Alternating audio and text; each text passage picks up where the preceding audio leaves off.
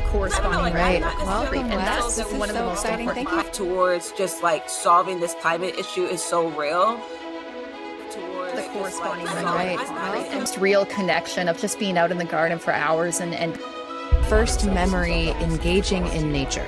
We're doing, people have to feel a part of it. We can't bring solutions to people. Reducing emissions and being an advocate for electric school buses. The pollution that these kids are exposed to is not just on the bus. Provide the technologies that I'm so happy to have Kameale C. Terry with me. She co-founded the company ChargerHelp.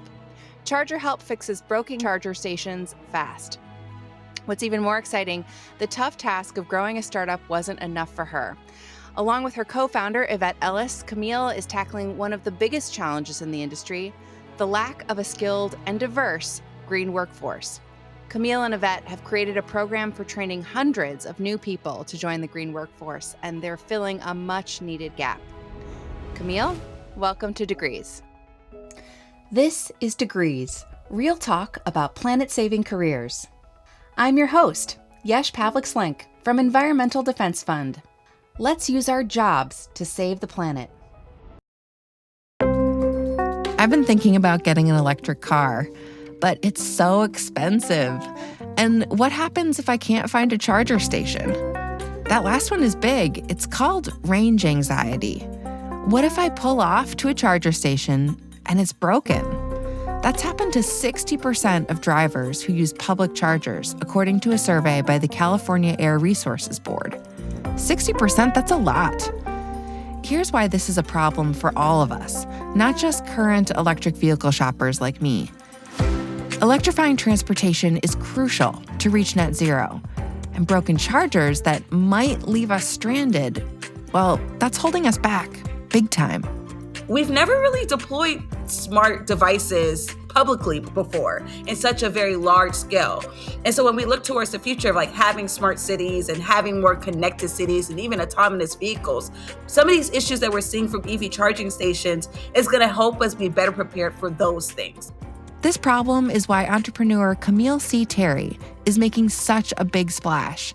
She's solving this problem and helping to level the green jobs playing field at the same time.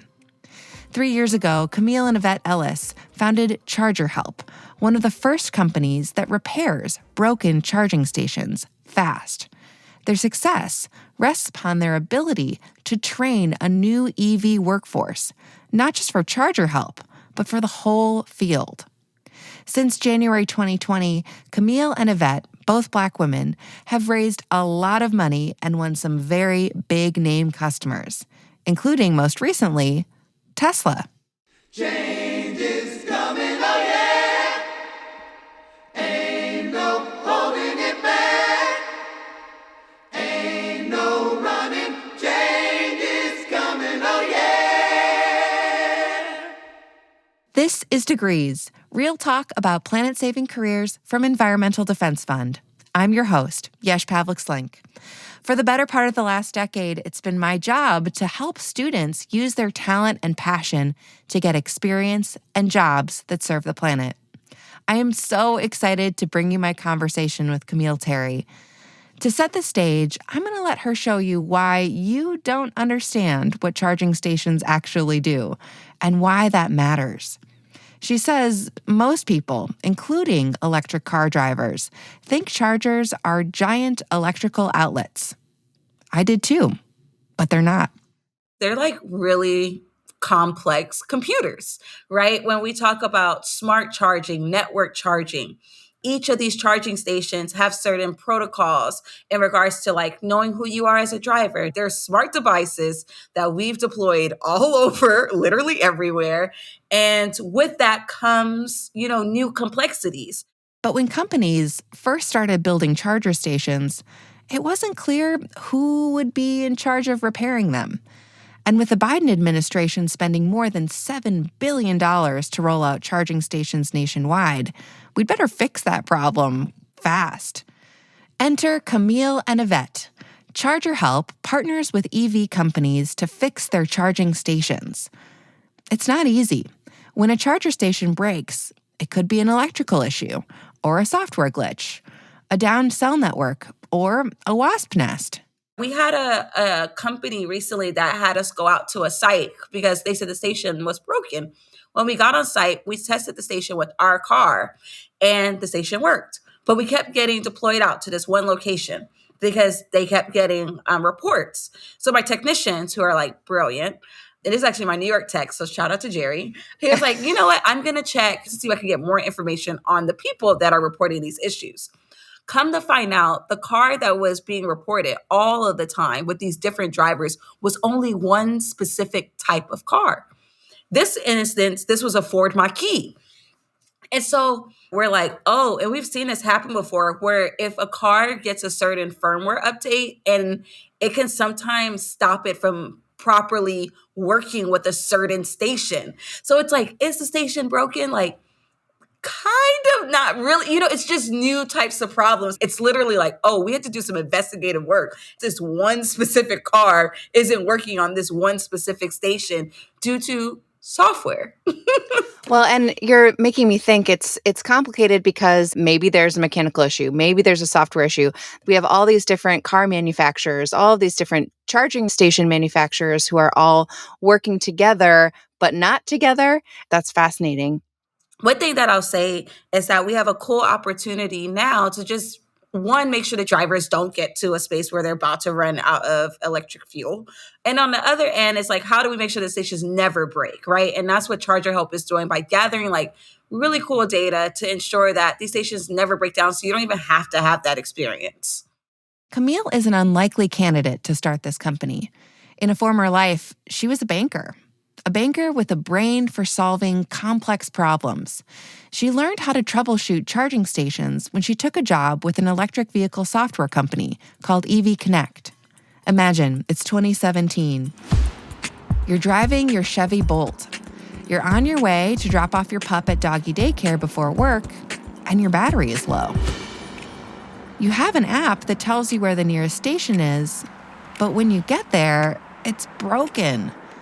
Your dog is in the backseat barking, it's really hot out, and you're gonna be late for work. Then, you see a 1-800 number on the charger station. So you dial, and you hear, "Hi." Kameale. I started off as driver support. So literally when drivers are stranded, like I was the person they got to yell at. So I got to, receive that energy, allow them to unburden their frustrations. And I was there for them. And I was like, we're going to figure this out. I mean, people have range anxiety already. And then two, typically what we saw is that the stations would present themselves as online.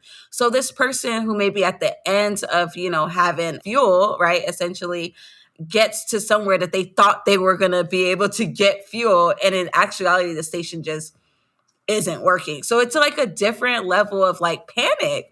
And like rightfully so. Like, and the other thing is early on, a lot of the early EV adopters, like car manufacturers weren't really even telling them how to charge their car. So sometimes I would just get a call from a frantic person being like, I don't know if my car is charging. And I'll go on Reddit and I'm like, let me look up what the BMW i3 or whatever it looks like when it's charging. I'm like, do you see the 3 dots? And they're like, yeah, I see the 3 dots. So it was like people being stranded and also just people just not knowing what to do, period. Sometimes she'd try to get her company's electricians to fix the software problems. The issues weren't electrical. So I would, reach out to my electricians. I'm like, hey, can you take like a laptop, a Cat5 connector, and can you like upload this code on this charging station? And my electricians were just like, girl, no, like that's not what we're paid to do. And so I saw like, okay, there's this like very interesting problem. I'm not really finding the right people. At one point, we're like, do we just call the Geek Squad? It's like, would you call an electrician to fix your computer? No, but who else is there to call? To Kameale, it seemed EV makers hadn't thought about the chargers having issues. I think as an industry, we're like, they're smart devices. Like, they're going to tell us when it's broken and like, they're not going to break. Like, why would we need money for that? They're just going to work. And so that kind of like hit me. And so I was like, oh man, like it would be crazy if I could teach people how to do this. So Kameale started writing down all the problems she was seeing and how to fix them. Ultimately, she was promoted to director of programs in the customer service department at EV Connect. But starting her own business? That was a whole other matter.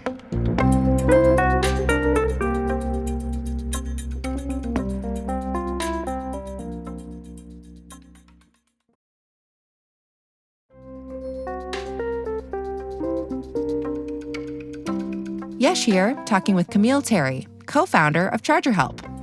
Kameale's road to the world of electric vehicles was accidental. She had a good job at a bank in Philadelphia until her family needed her back in South Central LA. So my mom's always had cancer since I was like 10 or 11. I'm so sorry. And it would go in and out and in and out. Yeah, and then she got really sick, so I had to leave Philadelphia to come back to LA. And then when I got to EV Connect, I was literally just looking for a job. Like, there's like some people that are like, we call them like, like tree huggers, like die hard. And like, I just never had been taught anything about the environment. So I was just like, I just needed to supplement some income. My mom was tired of me staring at her and just taking her to doctor's appointments. She's like, get out of here. I understand you're here to help, but like, go do something. I'm like, okay. So I really didn't know, I'm from South Central Los Angeles, and I had no idea how the environment was impacting, people in my community. Even with my mom, like, there were so many people in my community that had cancer, and now the school that she worked at, it was a lot of teachers there, and they think there was some type of environmental stuff there. Almost like 20 different teachers got cancer, And so I think when I got to EV Connect and just started to really look at just like, these cars are killing us. And like disproportionately people in my community, and like nobody's really talking about it.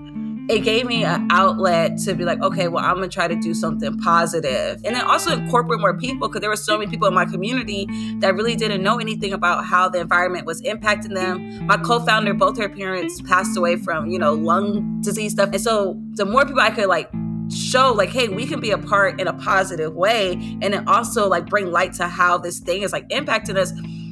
I think that was like the healthiest thing for me to do during that time period. And then to see my mom, see her be able to watch me build something. She passed last year in June, but she was able to like see me build a company, see me like teach people about this stuff. And that just made me feel really good.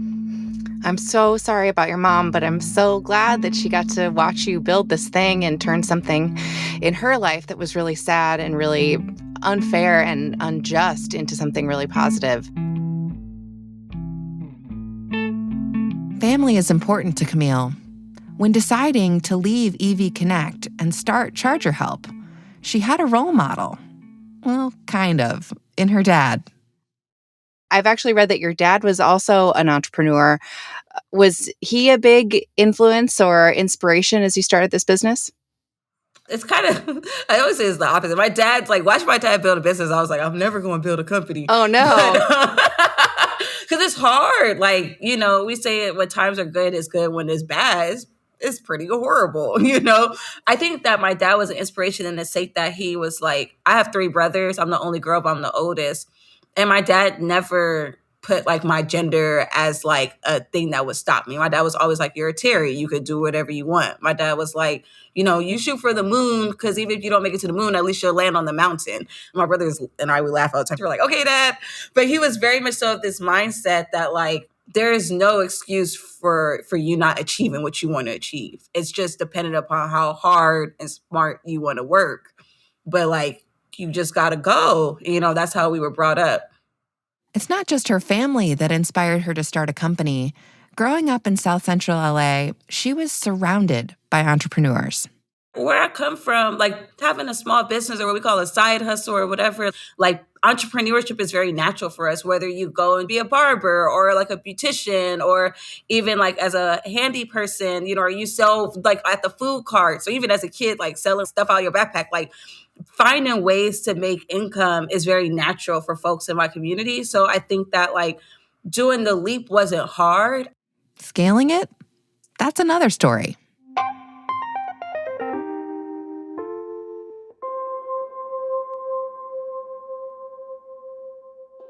Kameale started her new company simply. She wrote a training program. I just started to write down just like, how do you fix a station? Like, what are things that you need to look for? Like, what are some of the issues? And then the LA Clean Tech Incubator, crazy enough, bought a license to my curriculum. I said, okay, we're up to something here. That was cool.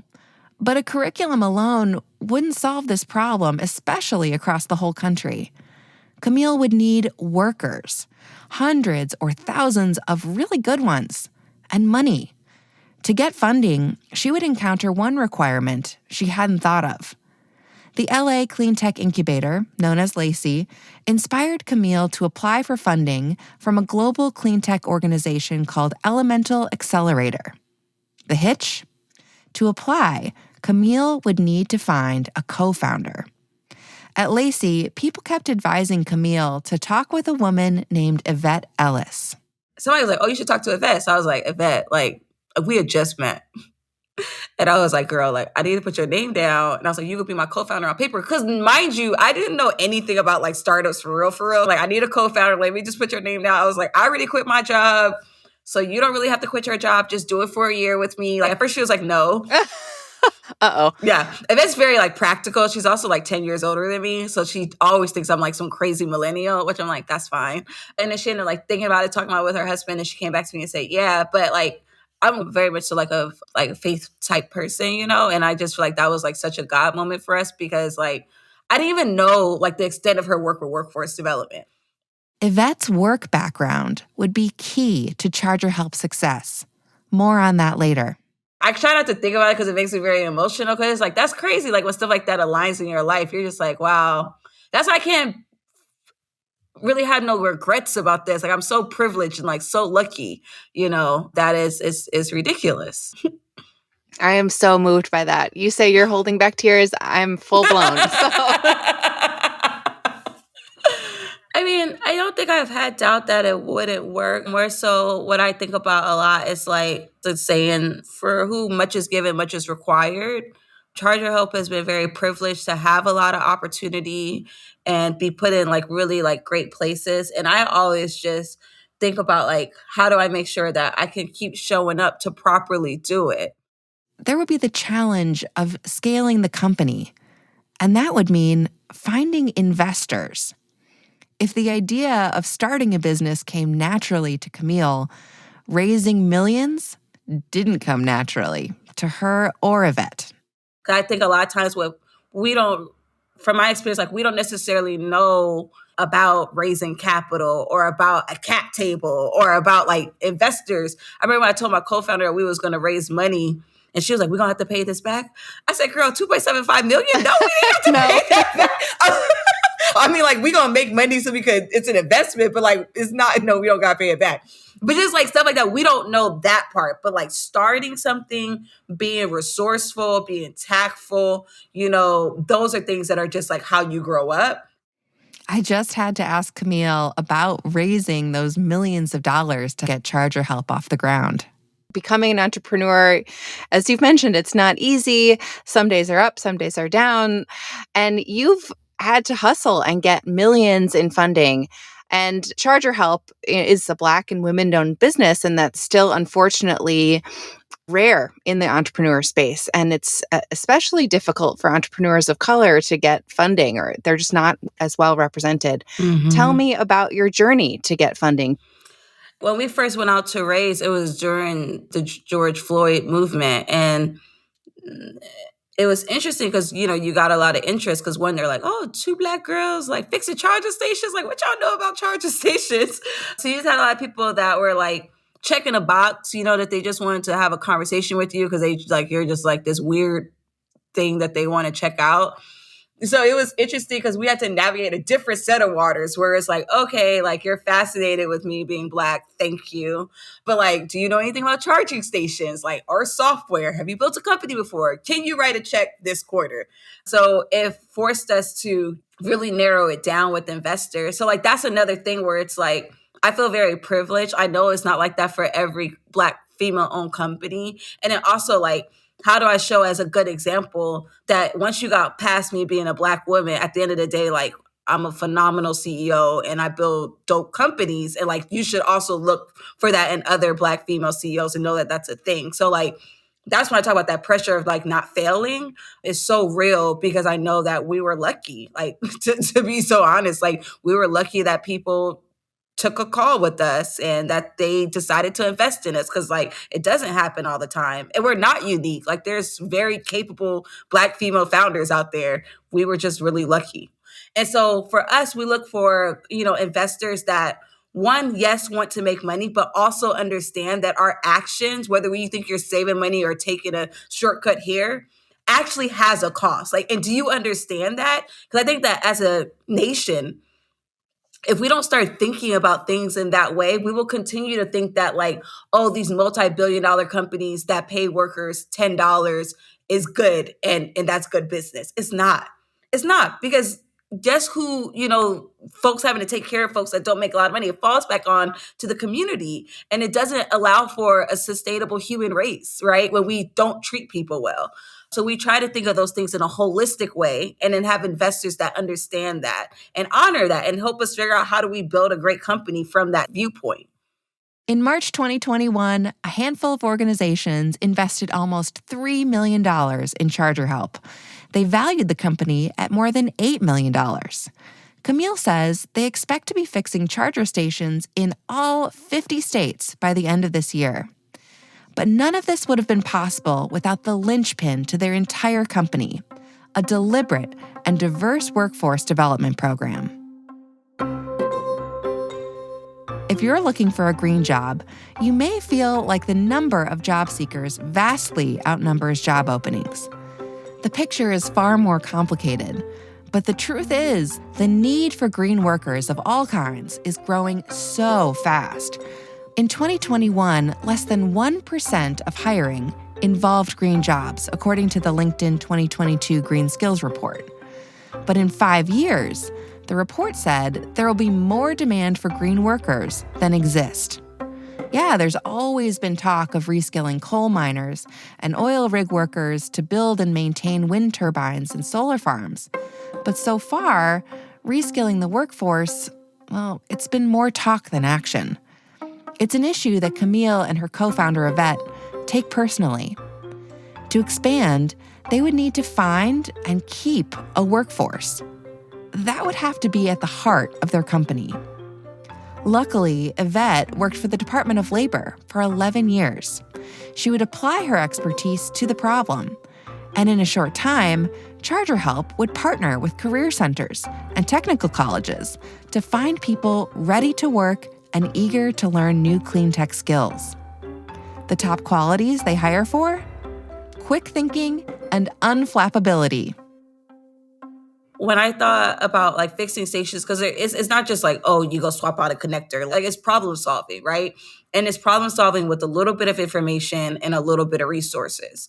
And so when I think about people that are naturally good at these things, right? Like, I think about folks from maybe communities and markets that haven't been tapped into before.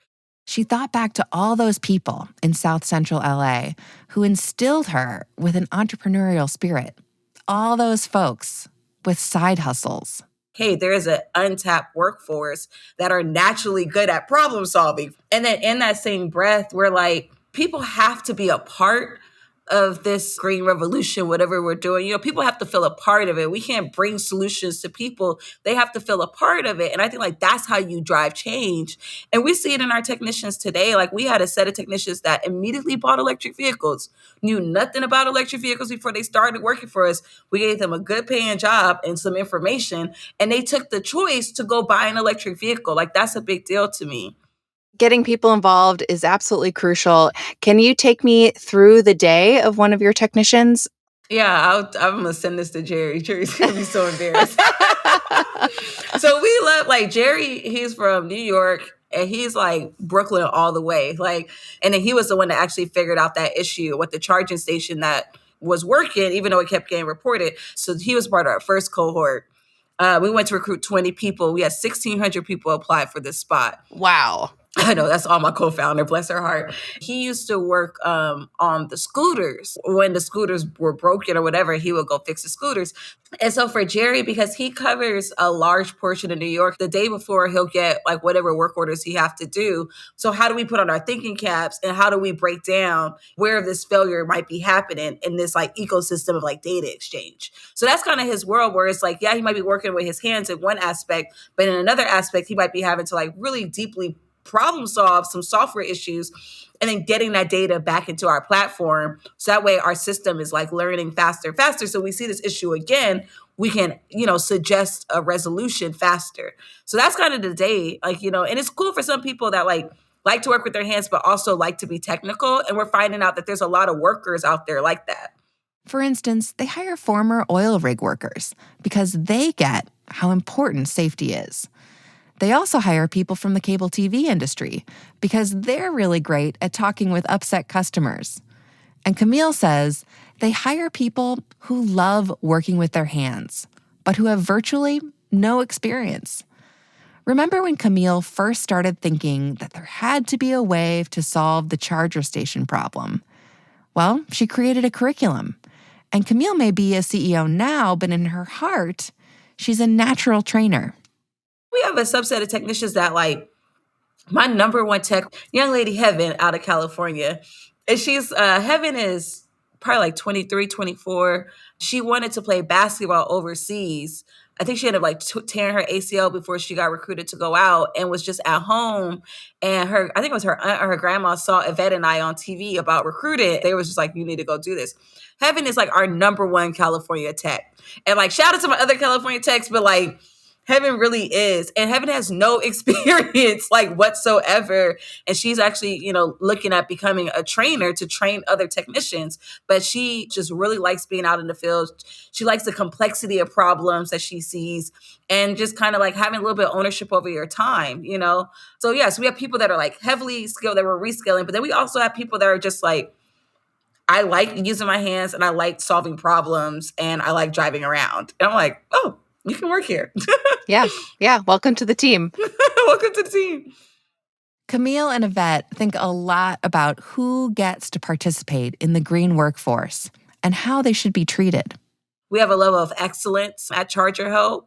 And because it's always been so competitive to, be a part of the team, what it looks like for us is really getting creative on how do you, scale a workforce across the United States in 2 quarters, right? And how do you do that through partnership? And how do you do that with the equity lens? So to us, equity, how we pay our workers, how we move, how we do business deals, to me, it's this is how you do good business. And so for instance, when you saw certain things happen to companies that weren't paying workers well, if we were able to actually calculate how that impacted their revenue growth, would they actually be as profitable as they are? So when I talk about revenue growth, we don't take into thought oh, maybe I'm saving money by being, not a great employer right now. But in the long run, there is a cost to that. I think there is a cost to not paying people well, whether it's directly to the growth of your company or to society as a whole.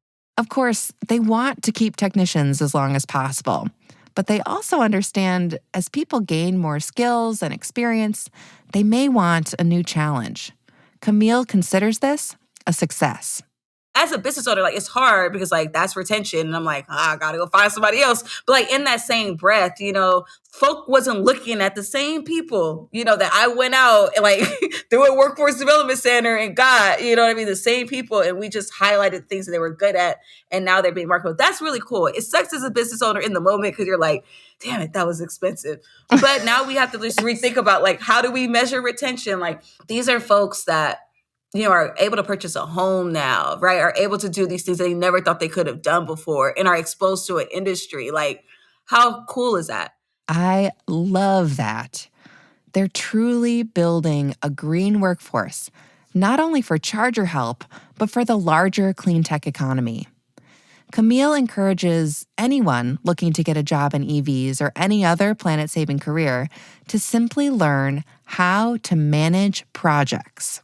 I don't think that we have a hyper focus on project managers the way that we need to. We're building infrastructure. The fact that we're just now understanding why charging stations are broken is a big issue. And I think that if we had stronger project managers and if we were looking at the full deployment, not just getting stuff in the ground, but the full deployment, we wouldn't be where we're at today. And now we're playing catch up and having to undo a lot of stuff. So I tell everybody, get your project management certification. It's going to make you dangerous out here. And that's what we're going to need for the future. Companies like ChargerHelp give me so much hope. They're scaling, and it's exactly what we need. And now, every time I go check, we got checks from people. And I was people are really paying us to do stuff. It just blows my mind, though. I'm like, because it was so long, where we were just like really just hustling, trying to get contracts here and there. And now we have like a lot of contracts and like people pay us all the time. I was like, this is wild. Like the city of Seattle just sent me a check. Literally blows my mind. It's so awesome to me that ChargerHelp has such a holistic look at entrepreneurship. I feel like if more businesses had this mindset, we wouldn't be in this dumpster fire that we're in with the climate crisis. But running a rapidly growing business like this is a lot of pressure. I think ChargerHelp is going to be very successful. How we get to that success and how do we stand by our values that's going to be the part that like, I just don't ever want to forget, and I don't ever want to disappoint people or let people down. And so I think about that a lot. I always say just like, don't screw it up, Kameale. That's all you got to do. Just don't screw it up. Like, so I'm always thinking about ways like not to mess it up. She's got hundreds of people counting on her, investors who need returns, not to mention creating a blueprint for scaling a green tech workforce. I wondered how she handles it all. You said at the beginning that right now this moment for you is pure insanity. What keeps you up at night? I mean, to be honest, nothing is really keeping me up at night. I think that when my mom passed away, I think when you have somebody that's really close to you pass away, like it just puts so many things in perspective. And at the end of the day, like if ChargerHelp fails tomorrow, like we still did something pretty freaking cool. To this date, we've trained over 500 people across the United States in communities that like knew nothing about EV charging. Like I've raised a lot of money past that 2.75 million. I was able to identify a real problem. So like, I just try to keep those things in perspective. I mean, I think there's so much opportunity to create solutions right now. And there's a lot of incubators and accelerators, and there's a lot of money out there. I think like that was one thing I never really understood. Like the idea that there's just like so much capital out there. There is a lot of opportunity for good, sound business ideals. And I would say just like take a bet on yourself, if you can, because the money is out there. People are out there that want to help. It's going to be hard work, but we need more solutions. And so I just like to encourage people to not get stopped at thinking that this is impossible. It's not impossible, you can do it.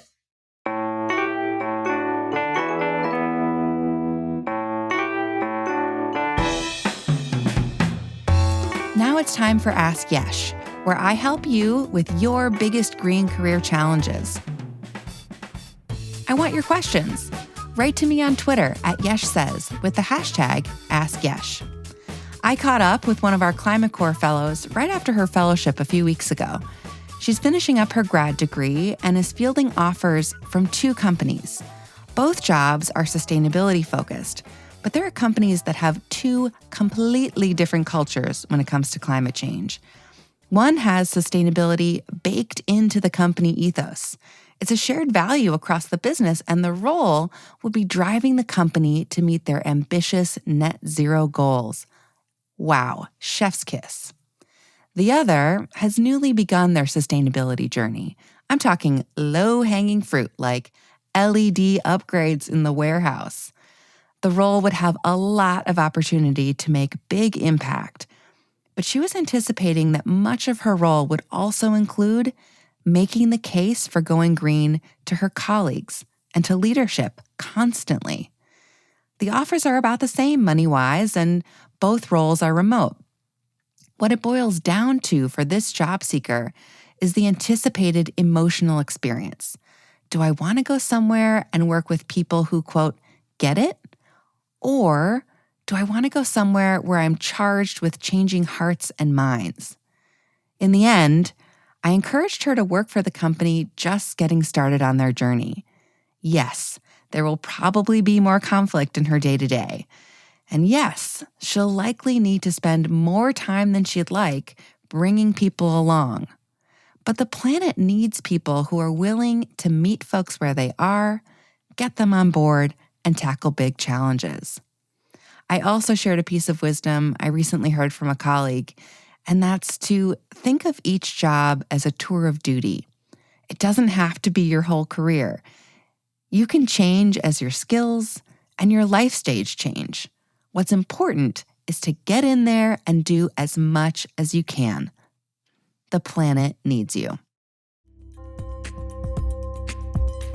And that's it for this episode. Make sure you follow Degrees to catch the rest of this season, where we'll educate, entertain, and energize you for the fight ahead. And of course, tell you where to find the jobs that are growing and how to get them. On the next episode of Degrees, we look at fixing our unsustainable food system with one of the nation's preeminent food policy journalists, Helena Bottomiller-Evich. She's an award-winning reporter who spent 9 years covering food for Politico. Now she writes Food Fix, a newsletter avidly read by everyone from White House staffers to Jose Andres. Until then, check out our Green Jobs Hub. We've gathered all the resources you need to jumpstart your green job career search.